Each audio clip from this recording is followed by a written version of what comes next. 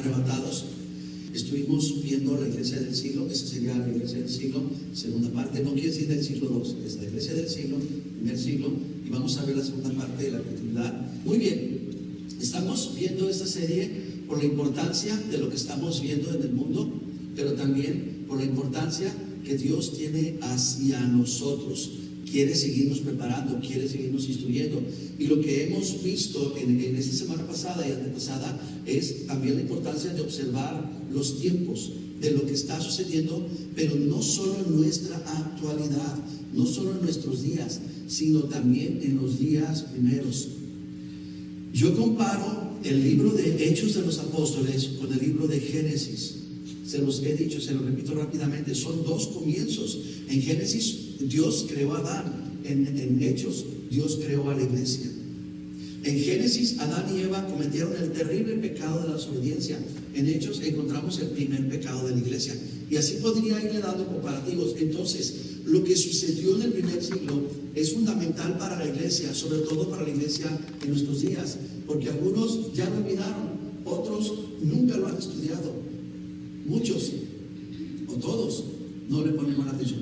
Por eso es muy, muy importante, sobre todo porque lo que leímos, de que lo que es, ya fue, y lo que está por venir, ya sucedió, es porque es una clave para nosotros. Esto es clave para ti, iglesia. Así es que les animo, pongan todo su enfoque, toda su atención. Lo que vamos a ver hoy es el orden claro de los acontecimientos que están por venir. Seguimos luchando, sigo viendo videos, sigo recibiendo de algunos que dicen, mira lo que opina esta persona, o mira lo que enseña esta iglesia. Seguimos viendo esa batalla, esa lucha. Quienes sí creen en el arrebatamiento, quienes no creen en el arrebatamiento, creen en el milenio, no creen en el milenio. Se sigue habiendo esa situación. Vamos nosotros a ver el orden claro de estos acontecimientos que están mencionados en la Biblia, que están por suceder. Eso es muy importante. Vea conmigo Juan capítulo 14, versículo 3. Jesús está con los discípulos, está en el aposento alto, está cenando con ellos, está en medio de la ceremonia de la Pascua, está estableciendo un nuevo pacto.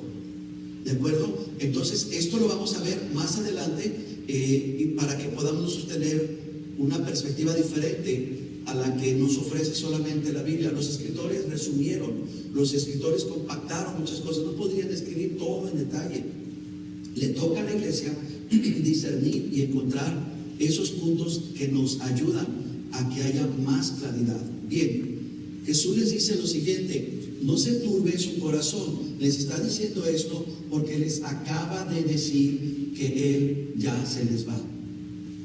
Y a ellos esa noticia les complicó todo su futuro. No se turbe el corazón. ¿Creen en Dios? Obviamente, el judío, claro que creían en Dios. Dijeron, claro. Dijo, entonces crean también en mí. Crean lo que les voy a decir. Y esto es lo que les dice: en la casa de mi Padre muchas moradas hay. Si así no fuera, yo se los hubiera dicho ya. Es decir, si no hay un lugar que se está preparando para ustedes, yo se los hubiera dicho. Jesús fue muy claro, iglesia. El infierno no fue diseñado para el hombre. El infierno no fue diseñado para la humanidad. El infierno fue diseñado para Satanás y los ángeles caídos. Lo que pasa es que hicieron la invitación y la aceptaron. ¿Qué fue diseñado para el hombre? La morada del Padre. En la casa de mi Padre muchas moradas hay. Si así no fuera, yo les hubiera dicho. Ahora, esto es lo que voy a hacer. No se turbe su corazón porque me voy, porque hay un propósito en el irme.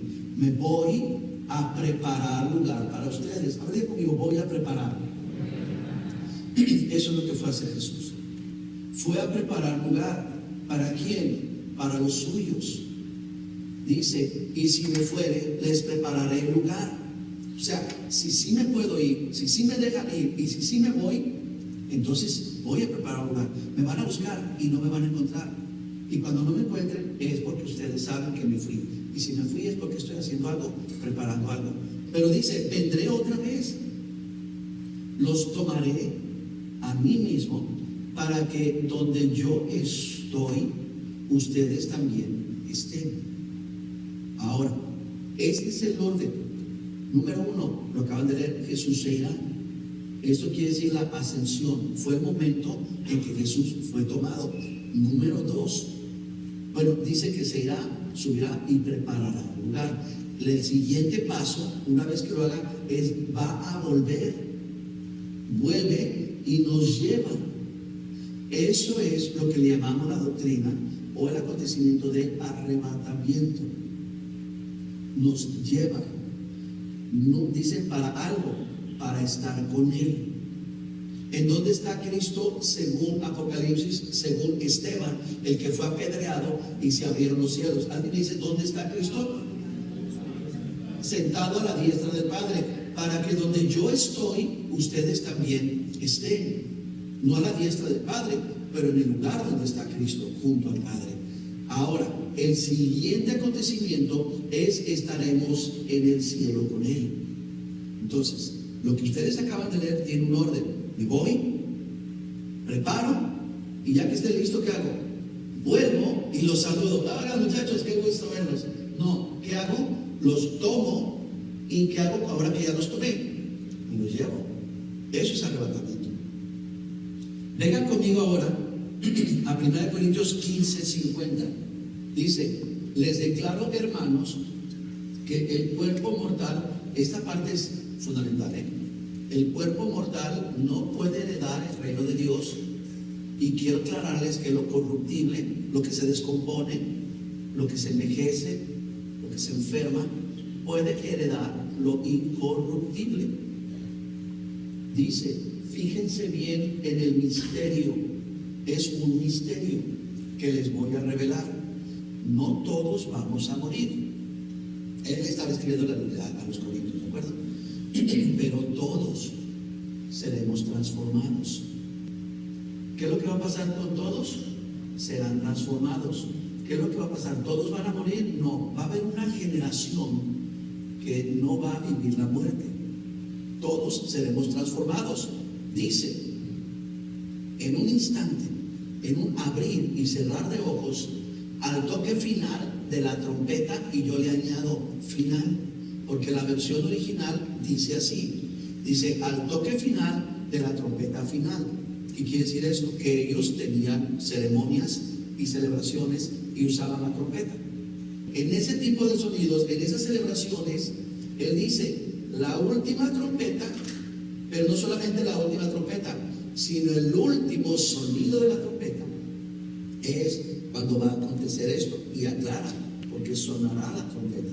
Y cuando suene la trompeta, los muertos en Cristo resucitarán con un cuerpo incorruptible y nosotros seremos transformados. ¿Cuál es el orden que encontramos en esta porción de la Escritura? Número 1, la trompeta sonará. Número 2, los muertos son resucitados incorruptibles, porque recuerdan, lo corruptible no hereda lo incorruptible. Número 3, los vivos son transformados. ¿En cuánto? En un instante, en un abrir y cerrar de ojos. Vamos a ver cuál fue el orden de Jesús según Juan 14. ¿Lo recuerdan? ¿Alguien me lo dice? Número 1, Jesús ¿qué hace? Se va. Número 2, Jesús ¿qué hace? Vuelve y nos toma para estar con Él. Y número 3, estaremos con Él en un periodo que vamos a ver más adelante qué es lo que va a suceder. Ahora, estos 3 acontecimientos vamos a ligarlos con Corinto, con lo que está diciéndole Pablo a la iglesia de Corinto. Pablo dice, al final de la trompeta, los muertos son resucitados y los vivos son transformados. Entonces, hagamos un paquete. Número 1, Jesús se fue. ¿Ya sucedió? ¿Sí o no? Sí. Está preparando un lugar. Cuando esté en lugar Cristo, dice, ahora vamos aquí, a Corinto, sonará la trompeta. ¿De acuerdo? Porque anunciando que Cristo viene por la iglesia. Al sonar la trompeta, ¿qué sigue? Los muertos resucitan e inmediatamente, ¿qué pasa? Los vivos son transformados. O ahora nos vamos a Juan y el Señor nos toma ¿para qué? Para que estemos con Él. Venga conmigo a Tesalonicenses capítulo 4, versículo 16. Pablo le está enseñando a otra iglesia lo siguiente: porque se oirá una voz de mando, la voz de un arcángel y el sonido de la trompeta de Dios. Y el Señor mismo, ¿quién? El Señor mismo, no su secretario, su tesorero, su asistente, ¿verdad? Ninguno de ellos. El Señor mismo bajará del cielo y los muertos en Cristo. Si usted se fija, en el texto anterior no decía los muertos en Cristo, decía los muertos. Aquí dice los muertos en Cristo. Observa, los muertos en Cristo, dice, resucitarán primero y después los que hayamos quedado vivos seremos arrebatados juntamente con ellos en las nubes para encontrarnos con el Señor. ¿En dónde? En el aire. El Señor no viene a la tierra. El Señor se asoma y espera en el aire y dice, seremos tomados con Él en el aire y así estaremos con el Señor para siempre. El orden que ustedes están viendo aquí: desciende del cielo con trompeta de Dios, los muertos en Cristo resucitan primero y los que hayan quedado son arrebatados juntamente con ellos. Si usted se fija, el orden de Juan, el orden de Corinto y el orden de Tesalónica es el mismo. Por lo tanto, es el mismo acontecimiento del que estamos hablando. Venga conmigo a 2 Tesalonicenses capítulo 2. Pero con respecto a la venida de nuestro Señor Jesucristo y nuestra reunión con Él, le rogamos, hermanos, que no se dejen mover fácilmente. Pablo le está diciendo a la iglesia, y Pablo nos dice a nosotros, iglesia, no se dejen mover fácilmente. Yo no sé quiénes crean o no crean en el rapto, está bien. Yo le estoy mostrando con la palabra los acontecimientos que estaba mencionando, y ahora está diciendo, no se dejen mover fácilmente. Algunos pueden decir, bueno, pues yo no creo en el arrebatamiento, entonces no me dejo mover fácilmente. Bueno, vamos a ver qué es lo que dice aquí. De su manera de pensar, no se dejen mover fácilmente, ni se conturben. Esto quiere decir, no pierdan la cabeza. La iglesia muchas veces pierde el objetivo, pierde el horizonte. Hay quienes se dejan mover fácilmente, pero hay otros que pierden la cabeza. Les agarra el miedo. Dejan de buscar a Cristo por amor y lo buscan por miedo. Dejan de buscarlo por esa iniciativa y lo buscan por conveniencia. Dice, no pierdan la cabeza. Ahora fíjense las advertencias de Pablo: ni por espíritu, eso quiere decir por palabra profética. Yo tendría 17 años, estaba bien chavo de edad y tenía unos meses en el Evangelio. Me llevaron a una iglesia a la que yo no pertenecía, de unos ministerios muy fuertes, sobre todo allá en Guatemala, y esa iglesia empezó a profetizar: Cristo viene en este año, en junio. Usted sabe lo que eso hizo en ellos y sobre todo en mí. Bendito Dios, mi mamá me agarró de la greña y no me dejó salirme de la escuela. Yo quería salirme de la escuela, quería concluir todo y dedicarme a Cristo, esperándolo. Esa iglesia a los pocos meses estaba completamente cerrada, gracias a Dios, porque enseñaban cada barrabasada. Y lo que está diciendo aquí es: no se dejen engañar ni por profecía, ni por palabra de manera oral, enseñanzas orales, ni tampoco por carta, es decir, de manera escrita. Escucha, dice, como si fuera nuestra enseñanza. Pablo dice, en otras palabras, escucha esto, iglesia: hay muchos predicadores, muchos maestros que van a decir que yo estoy enseñando esto. Yo no lo estoy enseñando. Si tuviéramos al apóstol Pablo, sería muy interesante preguntarle: apóstol Pablo, ¿tú qué crees? ¿Crees en el arrebatamiento o no crees en el arrebatamiento? Sería muy interesante preguntarle y ver qué nos responde.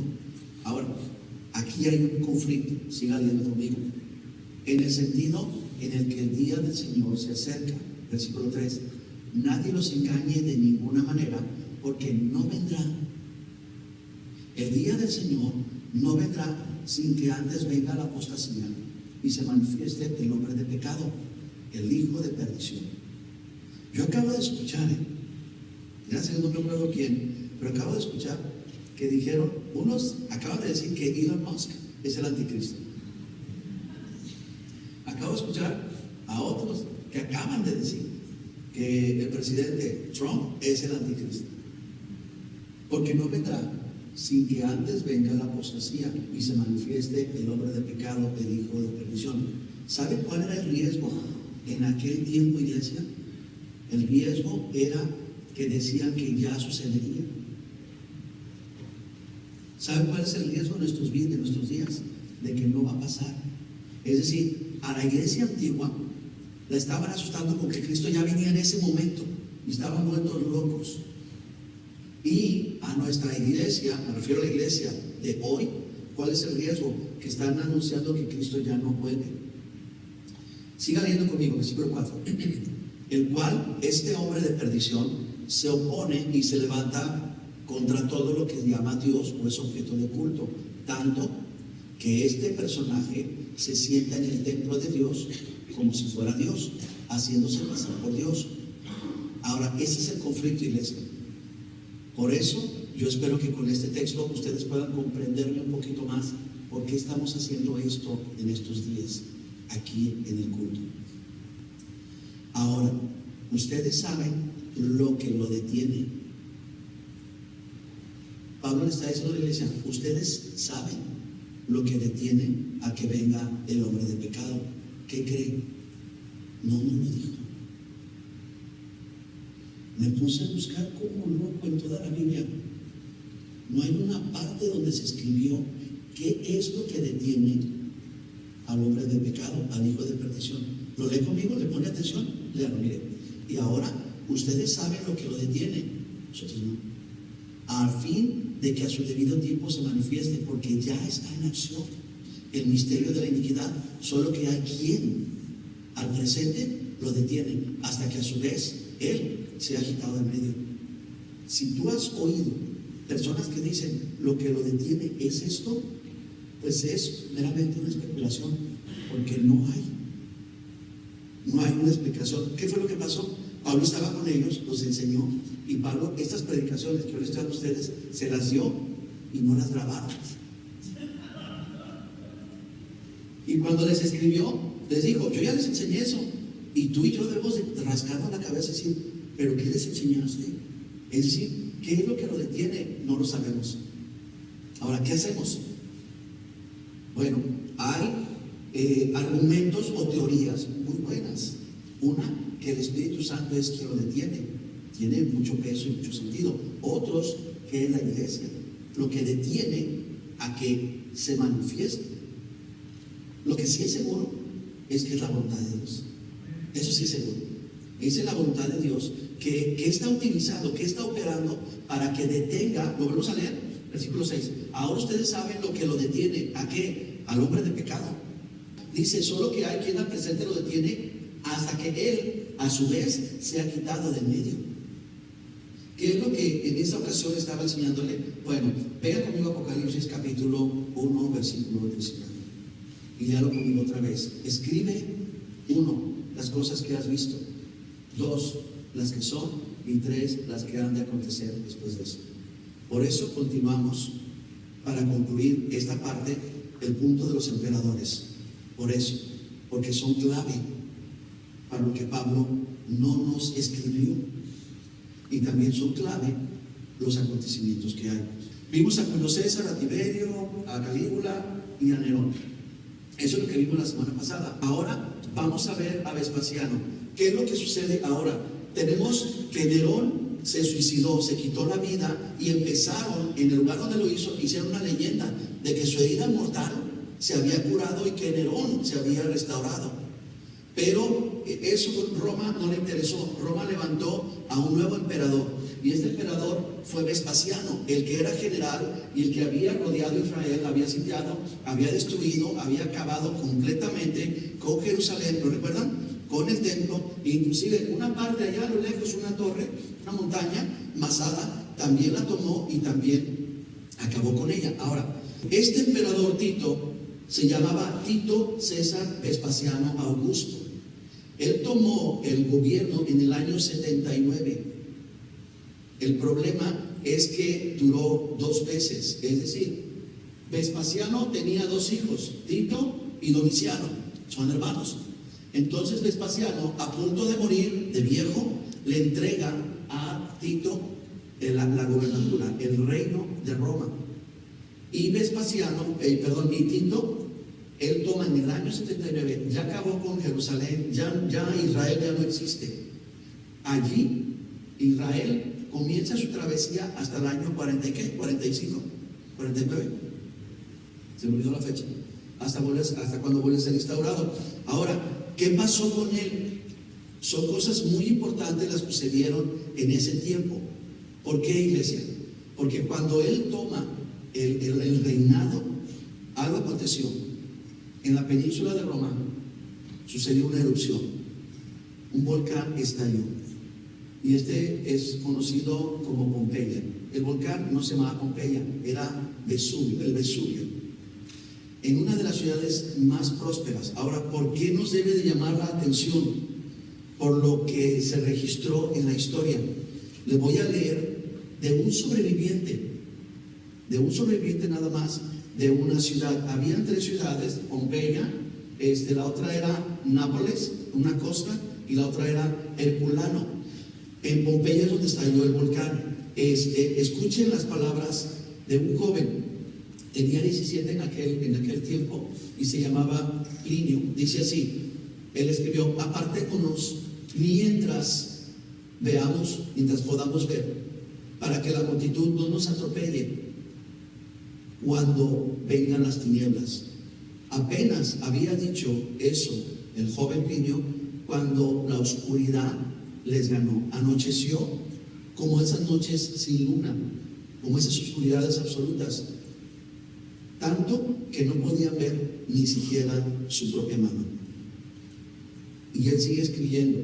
Escucha esto: se oían los chillidos de las mujeres, se oían los gritos de los niños, los alaridos de los propios hombres, llamándose unos a otros para poder encontrarse. ¿Recuerdan ese juego que le ponen a uno una venda y tiene que hacer sonidos de pato, de vaca, etcétera? Ellos estaban clamando, gimiendo de esa manera para poder reconocerse y poder encontrarse. Unos, ahora esa es la parte, ¿por qué le voy a leer esto? Porque esto es la figura que Juan va a utilizar en el Apocalipsis.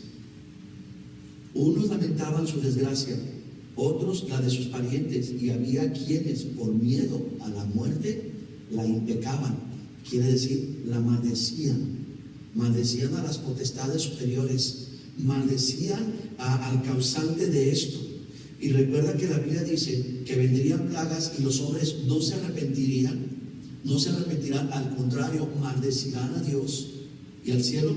Y dice, muchos eran los que levaban las manos hacia sus dioses, otros se habían convencido de que los dioses no existen y creían que era la última noche del mundo. Cuando el volcán se calmó, Plinio y su madre sobrevivieron, los de Pompeya no.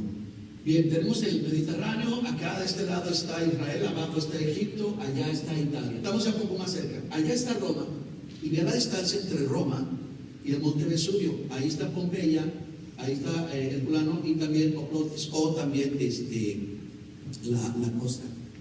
De este lado, en Grecia, por acá tenemos a Tesalónica, a Filipos, Corinto, y más acá tenemos Éfeso. Lo están ubicando. Eso es para que ustedes puedan ubicar las cosas, ¿de acuerdo? Cuando este volcán explotó, las distancias que había entre Roma y el volcán eran 140 millas. La distancia que había entre el Vesubio y Pompeya eran solamente 5 millas. Entre Nápoles y el volcán eran 16 millas. Este volcán arrasó con todo. Ahora, esto nos llama la atención por lo siguiente, porque esta ciudad, la famosa ciudad de Pompeya, fue destruida por 3 cosas. No fue destruida solamente por una. Lo que provocó la destrucción primera fue la erupción.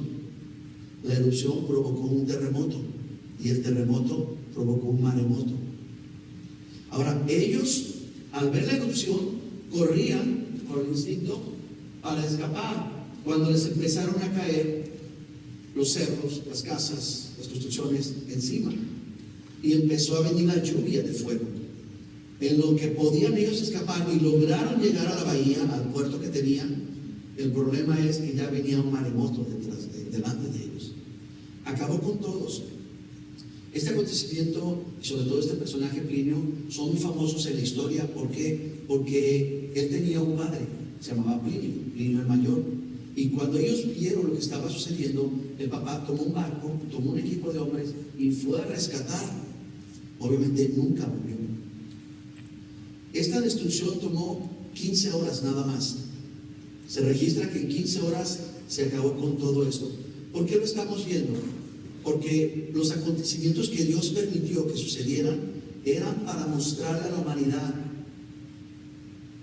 de las cosas que Dios va a ser capaz de hacer. Era para decirle a esa gente, a ese pueblo: conmigo no jueguen, porque yo no estoy jugando. No juego a la iglesita, no juego a la salvación. Lo que estoy mostrando con esto que está sucediendo es lo que está por venir en magnitud. Ahora,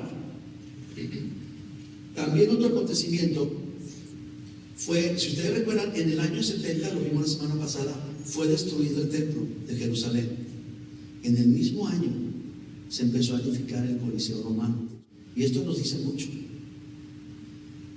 Nos dice bastante, iglesia.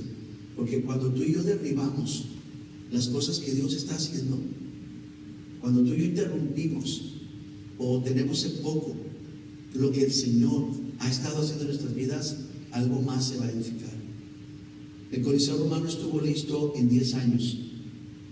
Este emperador es el que recibió el Coliseo Romano terminado, y él autorizó que hubieran 3 clases de juegos. Uno, los venationes, así se llamaban, que eran peleas entre animales. Otro era la munera, que eran las peleas de gladiadores, de esas películas que ustedes ven, que alguien se pelea. Y la otra eran los noxi. Y los noxi eran ejecuciones de prisioneros por animales. Cuando Jerusalén, Israel, despreció a Dios y se empezó a edificar este lugar va a servir después para que tomen a la iglesia cristiana y la vendan ahí por más de 200 años. Ahora, este emperador hizo otra cosa también muy significativa. Este emperador fue muy reconocido por ser muy seductor, era todo un galanazo. Y una de las cosas que hizo fue seducir a Berenice de Cilicia. Berenice de Cilicia. ¿Le suena el nombre? No, ¿verdad? ¿Alguien conoce a Berenice de Cilicia? Ok. ¿Quién fue Berenice de Cilicia? En primer lugar, ella fue una judía. Ella fue una mujer judía. En segundo lugar, Berenice era hermana del rey Agripa. Y en tercer lugar, era la tataranieta de Herodes el Grande. ¿Leemos de ella? No vamos a leer historia. Vean conmigo a Hechos capítulo 26. Habiendo obtenido auxilio de Dios, persevero hasta el día de hoy, dando testimonio a pequeños y grandes, no diciendo nada fuera de lo que los profetas y Moisés dijeron que sucedería. Síganme aquí. Estamos teniendo un Pablo, está encadenado, está en una corte, es una corte romana que está tanto romanos como judíos, y lo están juzgando. En este juicio le permiten a Pablo que se defienda. La persona que está gobernando en ese momento es Festo, un personaje bíblico, y Festo manda traer a los reyes de esa región de Israel. Lean conmigo versículo 23. Pequeños y grandes, no he dicho nada fuera de lo que Moisés y los profetas dijeron que sucedería, que el Cristo había de padecer y ser el primero de la resurrección de los muertos, para anunciar luz al pueblo y también a los gentiles. Versículo 24, diciendo él estas cosas, Pablo, en su defensa, Festo, el gobernante, le gritó esto: estás loco, Pablo, las muchas letras te vuelven loco. Mas él dijo: no estoy loco, excelentísimo Festo, mas hablo palabras de verdad y de cordura. Pues el rey, refiriéndose no a Festo, sino a la otra autoridad que estaba allí, ahorita no sé quién es el rey, pues el rey sabe estas cosas, delante de quien también hablo con toda confianza. porque no pienso que ignora nada de esto, pues no se ha hecho esto en algún rincón. Ahora, lee conmigo esta porción, esta parte del versículo 17. Lo tiene ahí en pantalla, lo lee. Mire, ¿crees, oh rey Agripa, y a los profetas? ¿Le crees a los profetas? Pablo se dirige al rey Agripa, un judío, y le dice: tú eres judío, tú le debes de creer a los profetas. ¿Le crees a los profetas? Y Pablo dice: yo sé que crees. Siga leyendo, 28.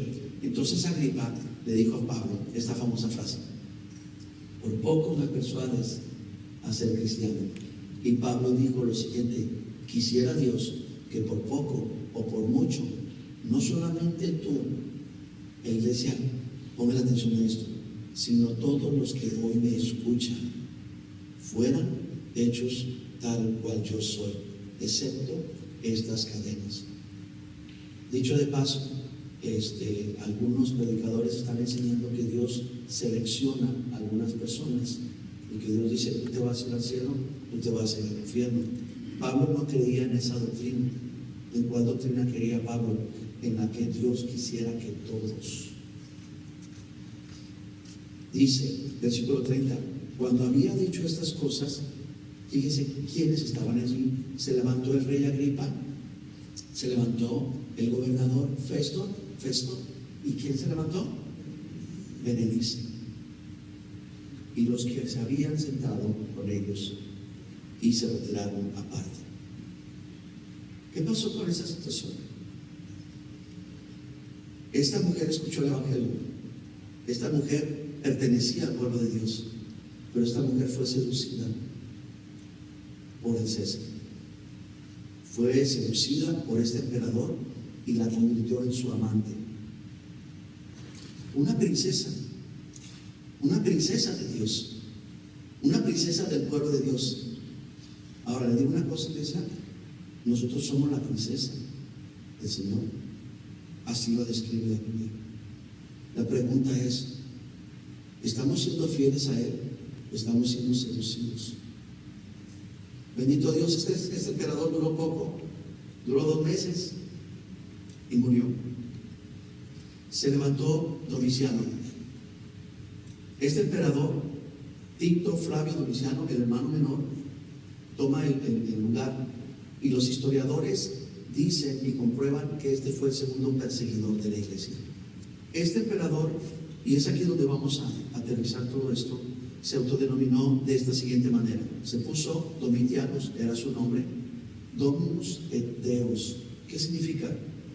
Yo, Domiciano, soy el Señor y Dios. Y Apocalipsis se tiene que levantar y que escribir. Escribe esto, Juan: diles a todos que yo soy el Alfa, yo soy el Omega. No es Domiciano, no es Tito, no es Vespasiano, no es Nerón, no es Calígula, no es ninguno de ellos. Yo soy el Alfa, soy el Omega, soy el principio, soy el fin. Escucha, soy el que verdaderamente estuve muerto y ahora vive. ¿Entiende por qué estas palabras fueron escritas? Porque la gente empezaba a decir que Nerón había muerto y había vivido otra vez. Jesús dijo: no, yo soy el que verdaderamente murió y yo vino. Tiene que creer eso la iglesia. La iglesia de aquel entonces está creyendo fábulas, está creyendo cosas que no tienen sentido. Ahora la iglesia está asustada porque este hombre, Domiciano, se autoproclama Señor y Dios. No, iglesia. Dice Jesús: yo soy el verdadero Alfa y soy el Omega. Soy el Señor de todo y de todos. ¿Está entendiendo por qué pudimos y por qué tuvimos que estar viendo todo esto? Ahora, en aquel entonces, las ciudades más importantes de aquel mundo conocido eran: número 1, Roma; número 2, Alejandría. Alejandría no se ve, está allá abajo, ¿verdad?, del otro lado del mar del Mediterráneo, allá en África. Había una tercera ciudad muy importante, Antioquía, y una cuarta ciudad, y esta era Éfeso. Éfeso tenía alrededor de 180 a 250 mil habitantes en ese entonces. Ahora, estamos yendo a Éfeso y nos vamos a quedar en Éfeso por una cosa, porque ahí había un pastor, un joven pastor que ya no era tan joven, y este pastor era el apóstol Juan. Cuando el emperador Domiciano toma el imperio, Juan está pastoreando la iglesia. Tiene un grupo de creyentes. Y Juan empieza a tener un estilo de prédica. Juan, el que escribió el Evangelio, ahora tiene una forma de predicar que quiere que no nada más la congregación local esté al tanto, sino que quiere que las otras congregaciones, que la congregación de Pérgamo, de Tiatira, Sardis, Filadelfia, Laodicea, Esmirna, que éstas también escuchen el mensaje que él está predicando en su iglesia local. Y nosotros a eso sí tenemos acceso. Vengan conmigo a 1 de Juan capítulo 2, versículo 13. Les escribo a ustedes, padres, porque conocen al que es desde el principio. ¿Quién es desde el principio? Dios. En el principio era ¿quién? El verbo era con Dios, el verbo era. Muy bien, sí lo saben. Por eso les escribo a ustedes, padres, porque conocen al que es desde el principio. Les escribo a ustedes, jóvenes, porque han vencido al maligno. Les escribo a ustedes, hijitos, porque han conocido al Padre. ¿Se fijan que está diciendo que sus jóvenes, han vencido al maligno? Venga conmigo al versículo 18, 1 Juan 2, 18. Hijitos, ya es el último tiempo. Y según ustedes oyeron que el anticristo viene, así ahora han surgido muchos anticristos. ¿Por qué yo me detuve a hablarle de emperadores, hermanos? Porque Juan lo hizo. ¿Por qué yo me detuve a mostrarles los acontecimientos y las cosas que hicieron ellos? Porque Juan lo hizo. Han surgido muchos anticristos. Por esto conocemos que es el último tiempo. Juan declara que los tiempos finales comenzaron allí por una sola cosa y tiene mucho sentido. No puede haber un anticristo sin un Cristo. ¿Me explico? Piensa un momento, déjalo que el cerebro lo carbure. Es imposible un anticristo sin un Cristo, porque el anti tiene que ser lo opuesto a. Y como Cristo no había venido, no había anticristo. Pero una vez venido Cristo, entonces sí. Por eso Juan dice, no hay un anticristo, hay muchos anticristos. ¿Lo lee conmigo? Ya es el último tiempo, según ustedes oyeron, el anticristo viene. Así ahora han surgido ¿cuántos? Muchos anticristos. Por eso sabemos que es el tiempo. Ahora, ¿a quiénes se está refiriendo? ¿O qué es la cualidad del anticristo? Anticristo es no cualquier personaje. Anticristo es quien tiene acceso a un poder o político, militar, económico y que se opone a Cristo. ¿Vamos bien, iglesia? Un anticristo es no cualquier persona, es una persona que tiene ese poder. Todos los nerones que yo le puse, todos estos tenían poder económico. Dame el gráfico donde están los nerones, me parecen casi todos. Bueno, si usted se fija, cada uno de ellos tenía su propia moneda. Y en su propia moneda tenía una inscripción. Eso lo vamos a dejar para después. Ellos tenían poder económico, tenían poder político y poder militar. Y Juan le está enseñando a la iglesia, esto es lo que es un anticristo. Para que no digan, ay, el pastor fulano es un anticristo, o el cocinero tal es anticristo. No. Vengan conmigo ahora a 1 de Juan, capítulo 3. Todo lo que les estoy enseñando eran las predicaciones de Juan. Esos eran sus temas. Versículo 23. Y este es su mandamiento, que creamos en el nombre de su Hijo Jesucristo y nos amemos unos a otros como Él nos ha amado.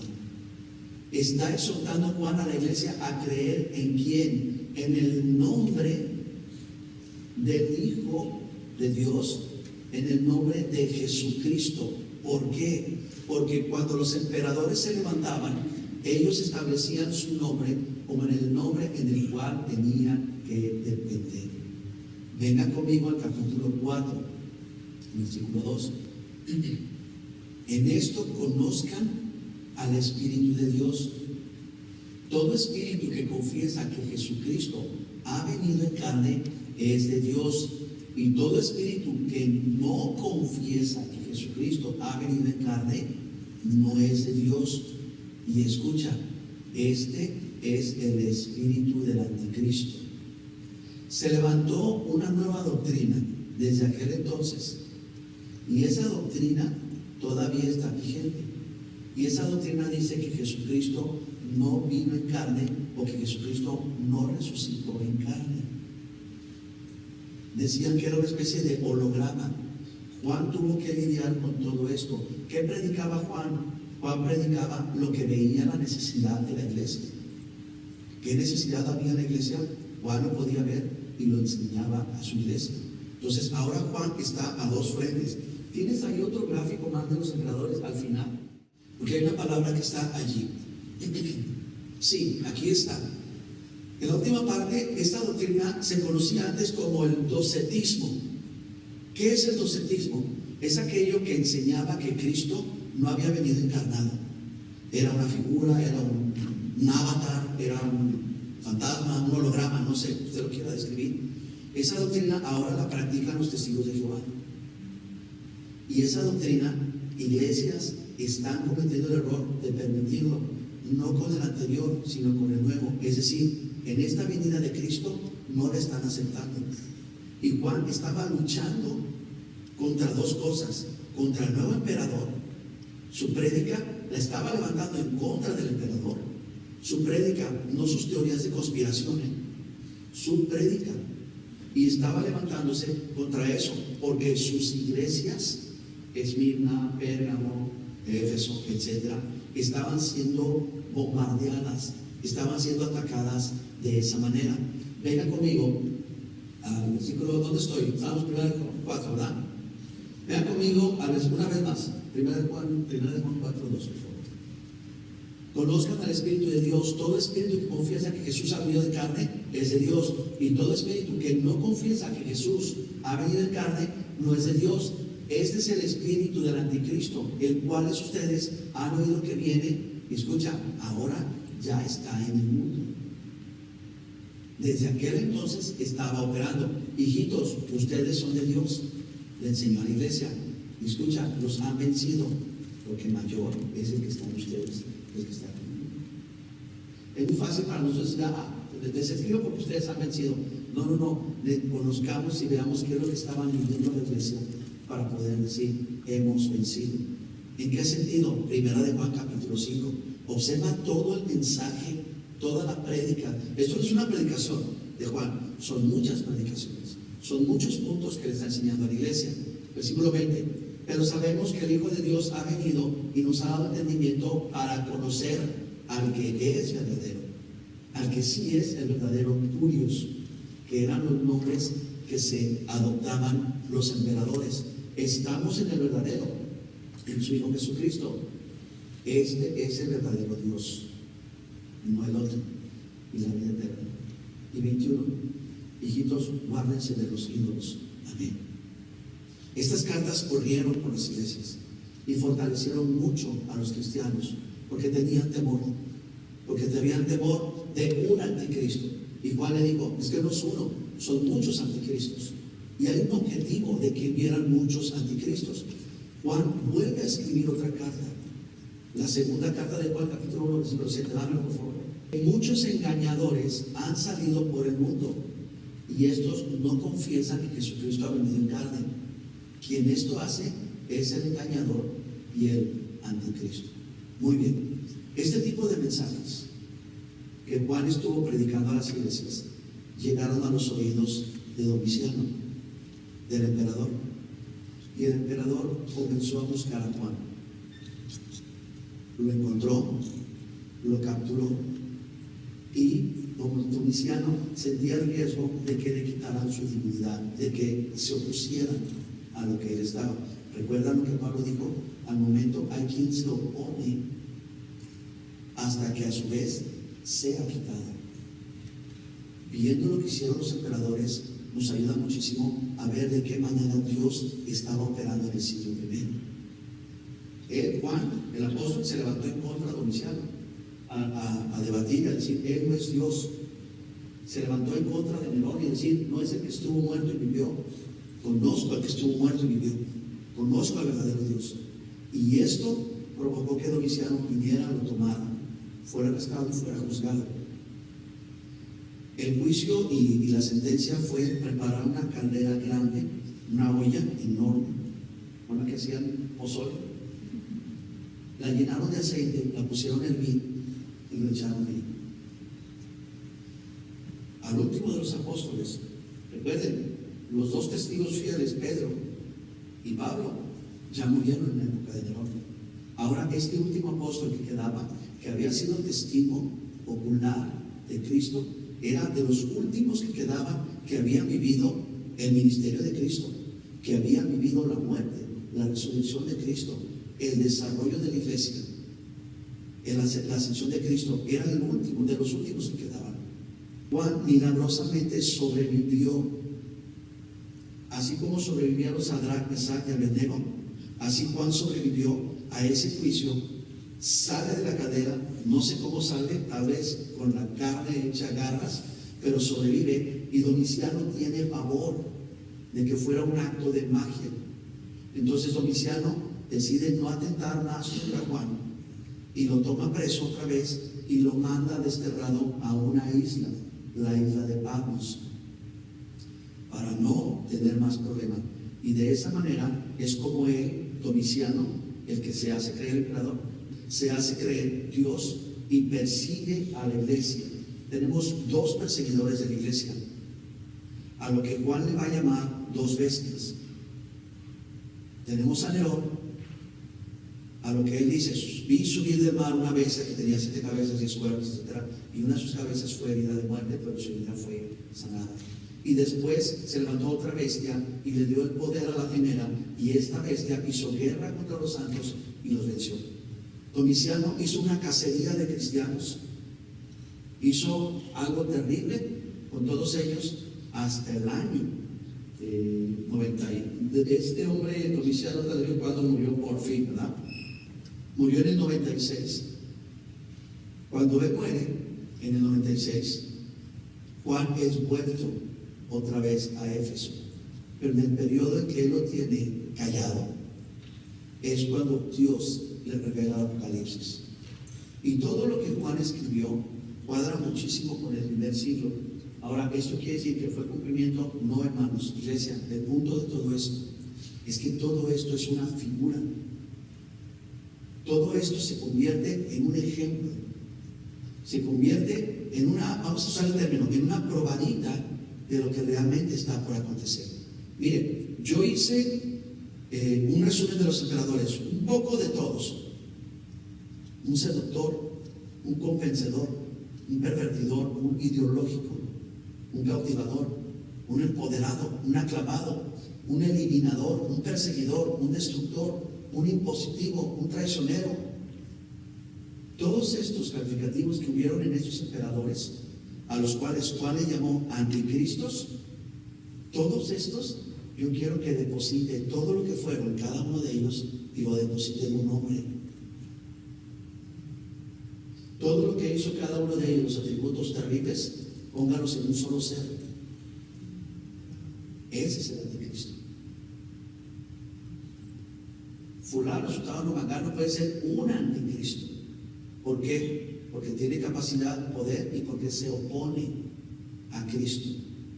Como iglesia tenemos que ser sabios y cuidadosos de señalar y de juzgar, porque ya nos enseñó la palabra lo que es el espíritu del anticristo. El espíritu del anticristo es el que, uno, niega que Cristo vino en carne, niega que Cristo volverá, y número 2, se opone a todo lo que es referente a Cristo, al ministerio de Cristo. Si no está haciendo eso, no es un anticristo, ni mucho menos el anticristo. ¿Qué sacamos de todo esto? Sacamos que si un emperador fue capaz de seducir a una de las princesas del pueblo de Dios, si la iglesia no está lista, entendida, sabia y cuidada y alerta, puede ser seducida fácilmente por cualquier anticristo. ¿Qué pasó con Juan? Está interesante. Jerónimo, un historiador, escribió lo siguiente: el anciano Juan volvió de Patmos a Éfeso, y estando en Éfeso ya no podía caminar, ya no podía ir caminando a las reuniones de los cristianos. Los discípulos lo llevaban en una silla a las asambleas de los fieles allá en Éfeso. Y el consejo de Juan, ya viejo, era el mismo. Les decía las mismas palabras, eran estas: hijitos, ámense los unos a los otros. Y le preguntaban: oye Juan, ¿por qué repites tanto esta frase? Y él respondió: porque sencillamente es el mandamiento del Señor, y si lo cumplen, habrán hecho todo. La iglesia tiene un objetivo: amarse los unos a los otros. Dame por favor Apocalipsis 1:9. Mire las palabras de Juan que deben de alentarnos, iglesia.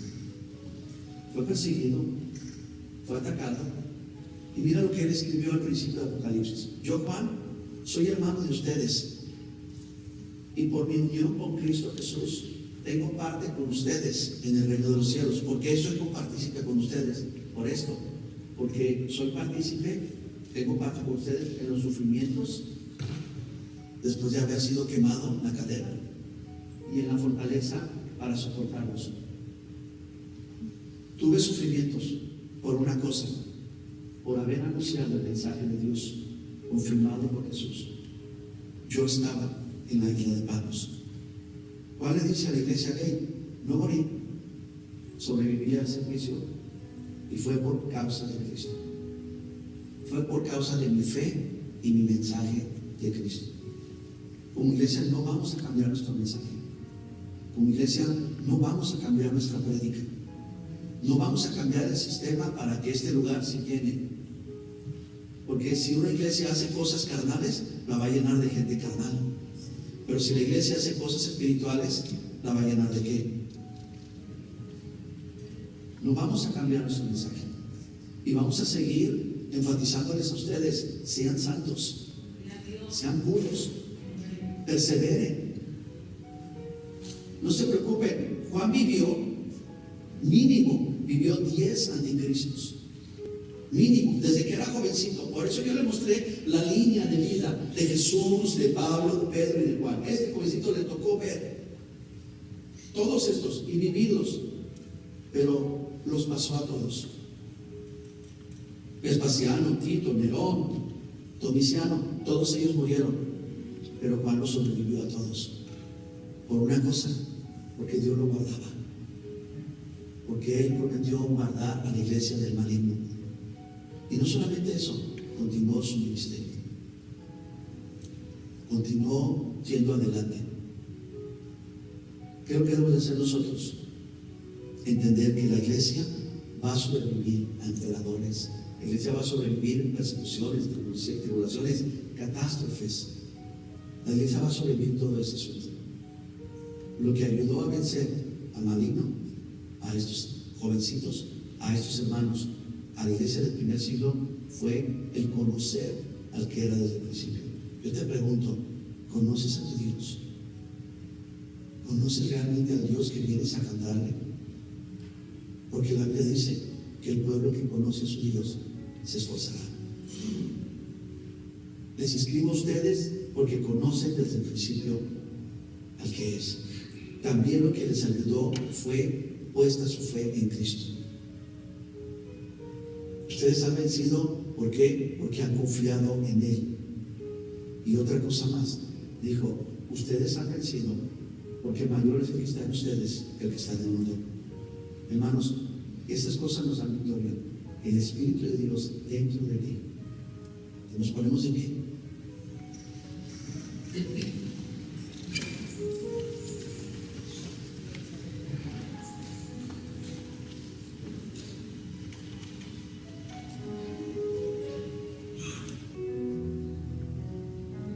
Hable con Dios.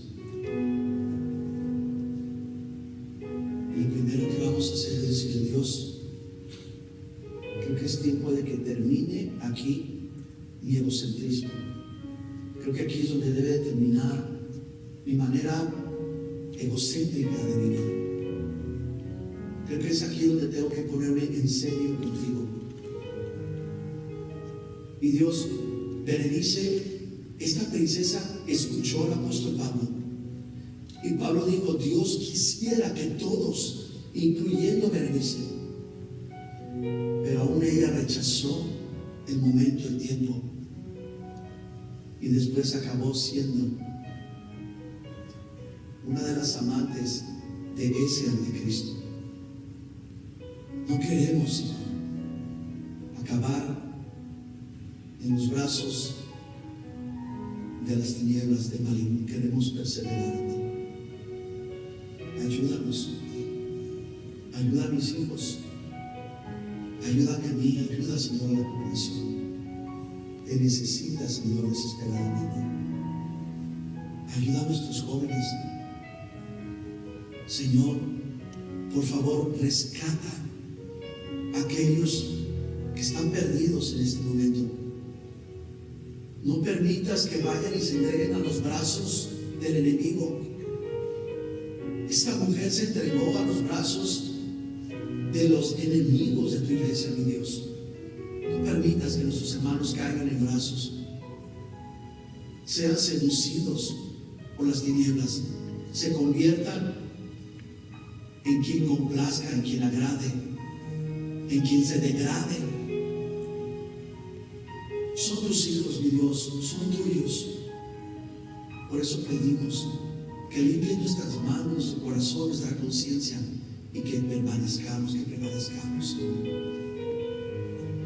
mi Dios, ayúdanos a seguir entendiendo que Cristo vendrá por una iglesia lista, una iglesia preparada, por una iglesia arreglada, una iglesia que está esperando a su Señor. Esperamos por ti. Te decimos juntamente con Juan el apóstol: ven, Señor Jesús, ven pronto, mi Dios. Este mundo necesita, ya no necesita otro Nerón, no necesita otro emperador, no necesita otro César, necesita a su Creador. Este mundo necesita que su Creador venga y tome a su creación y que la ame y que la rescate. Señor, ayúdanos. Ayúdanos, mi Dios, porque el tiempo está pronto, está corto, está cerca. Y nosotros no queremos estar dormidos, no queremos estar pasivos, no queremos que ese día nos sorprenda como sorprende un ladrón en la noche. Señor, que el que está en pecado se aparte de él, que el que está en los vicios los abandone, que el que está con un pie en el mundo y otro en la iglesia se mantenga firme, entre de lleno a la gracia. Ayúdanos, mi Dios. Rogamos por nosotros y por nuestros seres queridos. Y vamos a hacer una cosa, mi Dios. Así como estos hombres le dijeron a los discípulos: ¿qué hacen? Así como lo ven, y dice: así volverán. Dice tu palabra, mi Dios, que ellos volvieron llenos de gozo, contentos, alabando y bendiciendo a Dios en su corazón y proclamando el reino de los cielos y su venida pronta. Que seamos en esta semana una iglesia que proclama que Cristo viene pronto. Que seamos una iglesia que Cristo vino en carne, que sufrió, que padeció, que sufrió la cruz, que murió y resucitó. Y que ahora tenemos un Cristo victorioso, un Cristo glorificado. Señor, que seamos esa iglesia que proclame al mundo que nuestra redención está cerca. Levantamos nuestro rostro, levantamos nuestras manos, levantamos nuestro corazón y decimos: ven, Señor Jesús, estás pronto. Estamos preparándonos, estamos, Señor, ataviándonos, estamos tomando este tiempo para ti y por ti. Te esperamos en Cristo Jesús. Gracias, Dios. Dice conmigo amén. Amén. Vamos a Él. Gracias, Dios. Gracias por ese